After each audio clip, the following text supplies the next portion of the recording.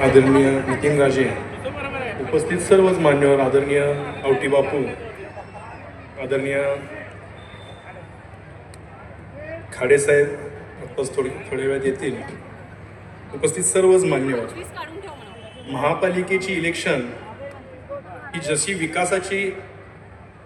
विकासाचं धोरण, विकासाचं दृष्टिकोन ठेवून चालणारी इलेक्शन, तशीच ही इलेक्शन सांगली कुणाच्या हातात सुरक्षित आहे हे ठरवण्याची ही इलेक्शन आहे. महापालिकेच्या इलेक्शनमध्ये विकास कामांबरोबरच या सांगलीच्या विकासासाठी ज्यांनी अहोरात्र काम केलं ते आदरणीय सुधीरदादा असतील, आदरणीय चंद्रकांतदादा असतील, सर्व माजी नगरसेवक असतील, अशा सगळ्यांना पुन्हा एकदा आशीर्वाद देण्याची ही इलेक्शन आहे.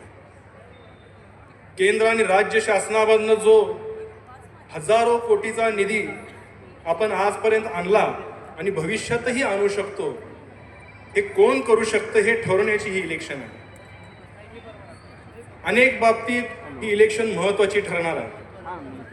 आज विरोधक जर का बघितले तर माझ्या मते तरी कुठलाच पक्ष लढत नाही. माझ्या मते सांगलीचे झाडून सगळे गद्दार जे आहेत ते लढायला लागलेले आहेत. नाव घेऊन सांगतो, सांगलीचे खासदार विशाल दादा लोकसभेच्या इलेक्शनला त्यांनी दंगा केला की इस्लामपूरमध्ये बसून एका माणसानं माझ्यावर अन्याय केला, गल्लोगल्ली जाऊन रडले, सांगलीकरांना इमोशनल ब्लॅकमेल केलं. आणि आज काय चाललंय? आज ते सगळेच एकत्र बसलेले. सांगलीच्या प्रत्येक प्रभागामध्ये जर का तुम्ही बघितला तर कोण पुढे सरकलंय, कोण मागं सरकलंय, पण सगळ्यांनी एकमेकाशी ऍडजस्टमेंट केली.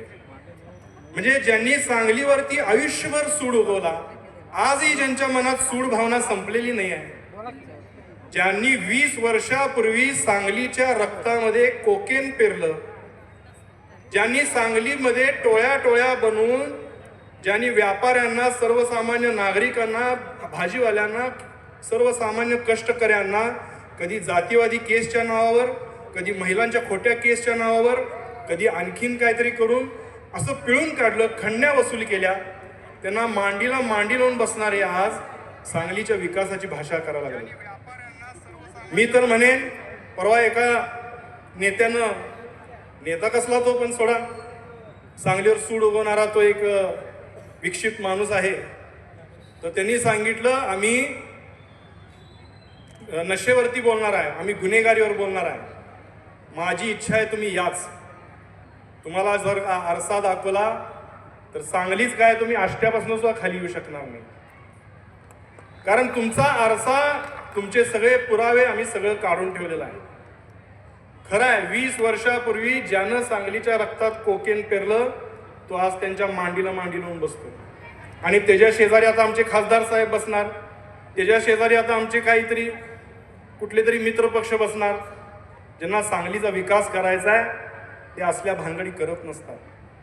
आणि खऱ्या अर्थानं दुसरीकडे जर का बघितलं तर सांगलीचा विकास हजारो कोटी महापालिकेच्या माध्यमातून असेल, आदरणीय दादांच्या माध्यमातून असेल, आदरणीय चंद्रकांत दादांच्या माध्यमातून असेल, आदरणीय मुख्यमंत्र्यांच्या माध्यमातून असेल, जर कुणी आणला असेल तर तो फक्त भारतीय जनता पार्टीनं आणला.